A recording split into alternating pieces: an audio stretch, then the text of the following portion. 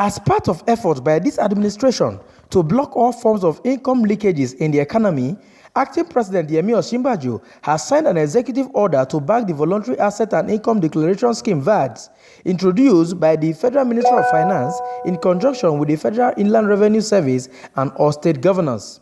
While signing the order during the formal launch of the scheme at the ASO Presidential Villa, Abuja, Acting President Yemi Osinbajo said the new initiative is targeted at increasing tax awareness and compliance, as well as grant taxpayers a time-limited opportunity to regularize their tax status without penalty. Now, let me at this stage make it clear that this problem is not exclusively confined to the rich. At all levels of income, there is evasion of taxes. It's very clear that Nigerians have used in the past tax evasion techniques to minimize personal tax burden. But the problem is not limited to individuals. Data that's available at disposal suggests that tax evasion is equally prevalent at the corporate level, indeed more so. Many companies have distorted the ancient accounting concept of double entry, and they now maintain 2 sets or 3 sets of books. One for the taxman, showing low revenues and high expenses. Another set showing the reverse for internal use.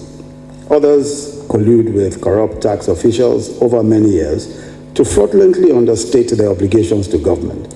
Some have charged VAT and not remitted it to the FIRS. Others have deducted taxes from employee salaries and have pocketed the funds. Tax evasion is not, of course, a uniquely Nigerian practice. Some multinationals have used transfer pricing and profit shifting to rob Nigeria of its share of the revenues generated from within this nation. Of course, we've heard that Nigeria's tax to GDP ratio is just 6%, and this is one of the lowest in the world. The acting president, who further stated that the scheme will be jointly executed by the federal and state government, added that it will concentrate on the obligation of all Nigerian companies and citizens to pay taxes wherever and whenever their incomes are earned, not minding their status and influence in the society.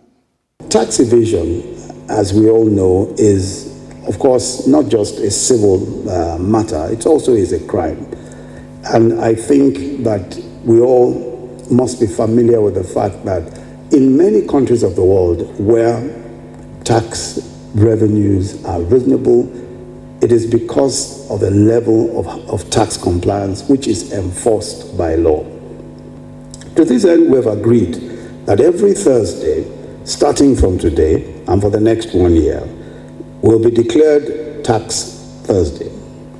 We expect the FIRS and every state government and we will be asking for the collaboration of their excellencies, the governors of the states, that every state government will organize sensitization events that will raise awareness of the tax system and result in massive enrollment of new taxpayers.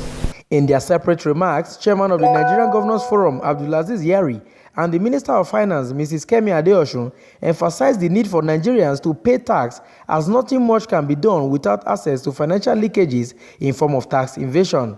The hope of Nigerians to see development, the hope of Nigerians to see that this government can make miracle is all over the place. But there's no how we can make it without the inflow of cash. And the only way we can be able to get it by enhancing our revenue and our taxes being paid.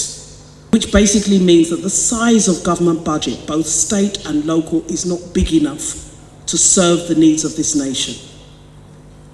It isn't because there isn't enough money, it is because there isn't enough money coming in to government. And that is what we are here today to correct. Nigeria is at a crossroads. If we pass this test, the future of Nigeria is bright and is assured. High point of the event was the official signing of the order by the acting president. 7,500 volunteers from the Empower initiative of the federal government have been trained to sensitize Nigerians on the working of the scheme. From Abuja, I am Festus Ejiroge Nefife for Ben Television.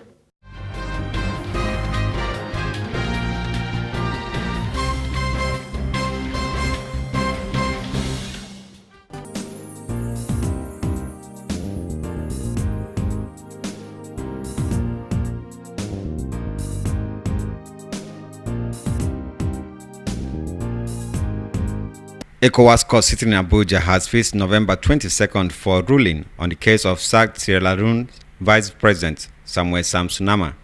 Samsunama had filed a case in October 18, 2016 at the ECOWAS court challenging his dismissal. It would be recalled that the governing party in the country, All People's Congress, had earlier expelled Samsunama after accusing him of fueling violence and trying to form a breakaway party in his home district of Kono, which he denied the allegations. His counsel Femi Falana told journalists after the court sitting that they sued the country for violation of human rights on his client's unlawful removal from office as the vice president of the country.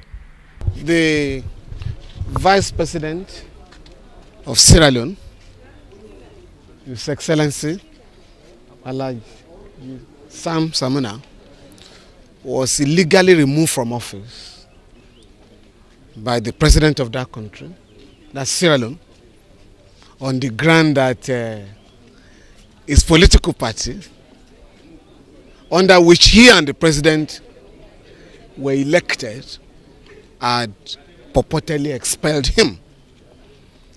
Of course, that led to a series of violations of his rights. His house was invaded by troops, armed troops. The insecurity became so serious at his state that he had to run to the American embassy. At the end of the day, he filed an action in the Supreme Court of Sierra Leone. President of Sierra Leone, Ernest Bai Koroma, had said he sacked his vice for abandoning his duty, which the country's Supreme Court had ruled that the actions of the president was within the law. Unfortunately, his right to fair hearing was violated by that court because he was not allowed to put his case across. A lawyer that betrayed him was fired by him, but the Supreme Court of Sierra Leone insisted that the papers filed by that lawyer had to be used, and those were the papers used by that court to the detriment of the applicant who had engaged the services of another lawyer. Mr. Magai, who had been in practice for 45 years in that country, was not given fair hearing, So and surprisingly, the Supreme Court of Sierra Leone refused to apply the case, which is the locus classicus in the entire African country, the case of Atiku, Alhaji Abubakar Atiku and the Federal Republic of Nigeria, the Attorney General of Nigeria, whereby Alhaji Atiku Abubakar was also removed by President Olusegun Obasanjo on the ground that he had come to another party. And the Supreme Court held here that you cannot use the membership of a party to remove a president or vice president who have been properly elected by the entirety of the Nigerian people. And that was what happened in Sierra Leone. But for reasons best known to the Supreme Court of that country, that case was just, disregarded. And so a new reason was given, that the president can remove the vice president of that country. And we are saying that the rights of our clients to fair hearing, to security, to participate in the government, to to right to work, and so on and so forth, were violated. And that is why we have approached the ECOWAS court. In Abuja, LM Chukwemeka reports.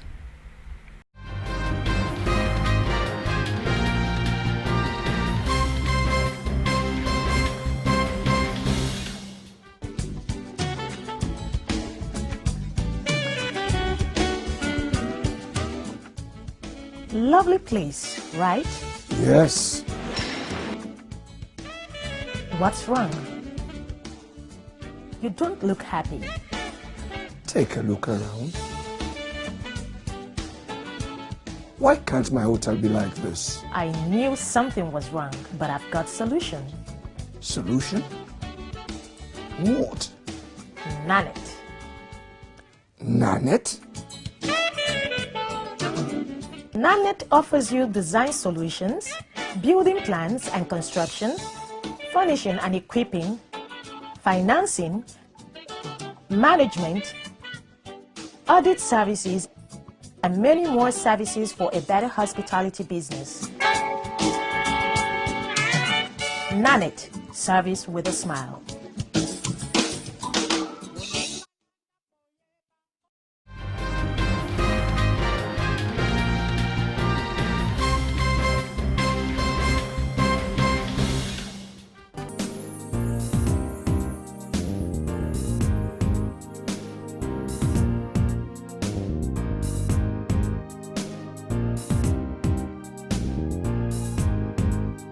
Nigeria Immigration Service said to recruit additional 1,112 young officers as part of effort to improve in its workforce and capacity.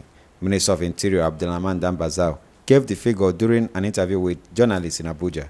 It could be recalled that some job seekers lost their lives during the last failed immigration recruitment in 2014, which over 100,000 people applied for the job, that is less than 4,000 slots. Well, there are two of them aborted that we met. The first one was one that led to fatality casualties. The second one that was the one that was dispersed, which following discoveries of so many abnormalities, which 2,000 of them were sent home. When we came in November 2015, we looked at the whole thing, and we discovered for the second one, it was not all the fault of the candidates as such, but it was the process that was followed. So we wrote a memo to Mr. President that we should recall those candidates, 2,000 of them, and so that we can reassess them. He graciously approved that. Then we advertised in the papers, we called them, and I think about 1,500 or so reported, because we gave a breakdown on all the requirements. About 1,500 of them reported. Out of the 1,500, 888 qualified for that recruitment. Now the balance of 1,112 is what we are working on now. That is the reason for the recent advertisement by Nigerian Immigration Service to recruit that balance of 1,112. Controller General of Nigeria Immigration Service, Muhammad Babandede, said the service will employ young officers with priority to those who speak foreign languages and knowledge in ICT skills. We know we need personnel, but also we are making sure that the personnel are doing their job well. I'm not worried about numbers now, but I want quality number. We have officers in states everywhere working. Let's make good use of them to work very hard. But the recruitment is ongoing. The minister has told you we are going to recruit officers. Our commitment is to recruit young officers with priority to those who speak foreign language, such as French, Chinese, Arabic, with priority to those who have ICT. So we are complying to international level. We are employing quality, not just numbers. As at the time of this report, BNTV gathered that over 40,000 Nigerians have applied for the job. In Abuja, LM Chukwemeka reports.